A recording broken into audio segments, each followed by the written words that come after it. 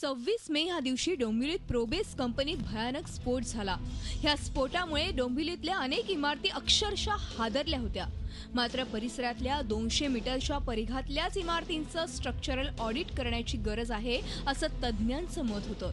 मात्र स्फोटाच्या जागेपासून 5 ते 6 किलोमीटर लांब असलेल्या डोंबिवली पश्चिमेच्या द्रौपदी निवास इमारतीच्या पाडकामाला इमारतीच्या मालकानं सुरुवात केली आहे।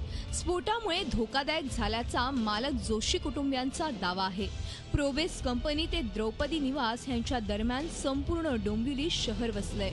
अक्षरशः हजारो इमारती या दरम्यान आहेत। त्यांना कोणताही धोका पोहोचला नसताना द्रौपदी निवास मात्र पाडायलाही सुरुवात केली आहे। यासाठी मालकानं भाडेकरूंचा हवाला दिलाय। जे काय सत्य होतं ते आम्ही मांडलेलं आहे। आमच्या बाजूने आमचे पूर्ण 23 भाडेकरू जे आहेत त्यांनी आम्हाला पाठिंबा दिलाय। आणि जेव्हा हे इथे घडलं तेव्हा इथे नाही इकडचे स्थानिक नगरसेवक होते, नाही इकडची महापालिका होती। तेव्हा इथे फक्त आमचे स्थायिक जे रहिवासी होते ते होते।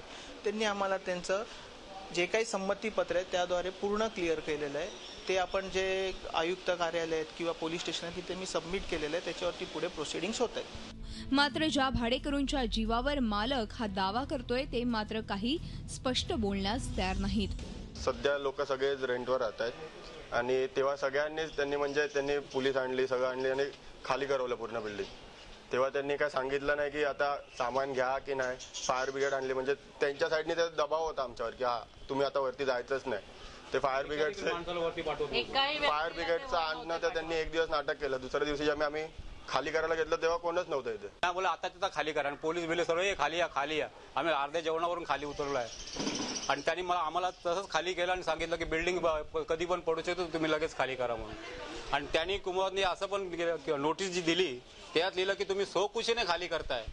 मी म्हटलं घेणार नाही नोटीस। तुम्ही म्युन्सिपाल्टीने आता आम्हाला काही न इशारा देता आम्हाला खाली केलं आणि तुम्ही खाली केले ते तुम्ही मला तो शब्द बदलून द्या तरच नोटीस घेणार नाही। 1 तारखेला यांनी पहाटे 5 वाजता ग्राउंड फ्लोअरच्या 57 भिंती तोडल्या, पिलरांना फटके मारले। याच्यामध्ये उपायुक्त पवारांचं पण स्टेटमेंट आहे की ही बिल्डिंग त्यांनी 57 तोडली आहे। असताना त्याच्यावर गुन्हा दाखल झालाय आणि ह्या ब्लास्टमधला काही संबंध नाही। याने ती जाणून बुजून बिल्डिंग तोडलेली आहे आणि 23 भाडेकरूंना आणि 1ली ते 10वीच्या शाळेच्या मुलांना अक्षरशः बेघर केलेला आहे। याबाबत महापालिकेनं मालकाविरोधात गुन्हा दाखल केलाय। स्फोटामुळे नाही तर मालकानं स्वतःच केलेल्या कामामुळे इमारत धोकादायक झाल्याचा ठपका महापालिकेनं ठेवलाय। चुकीचीच बातमी की तो ब्लास्ट झाला आणि तो 3-4 किलोमीटर परिसरात माझ्या बिल्डिंगला आंधळा बसला म्हणून बिल्डिंग खराब झाली। खरोखर चुकीचं आहे, कारण अशा अनेक बिल्डिंग एक कल्याण डोंबिवली महापालिकेत आहे। 1-1 किलोमीटर आहे, 2-2 किलोमीटर, त्यांना कुठल्या बिल्डिंगला काही इजा नाही पोचली। तर हे जो मालक बोलतोय खोटं आहे, मालक जे बोलतोय खोटं आहे आणि महापालिकेने गुन्हा केलाय बरोबर आहे। या परस्पर विरोधी आरोप प्रत्यारोपात भरडला जातोय तो सर्वसामान्य भाडेकरू।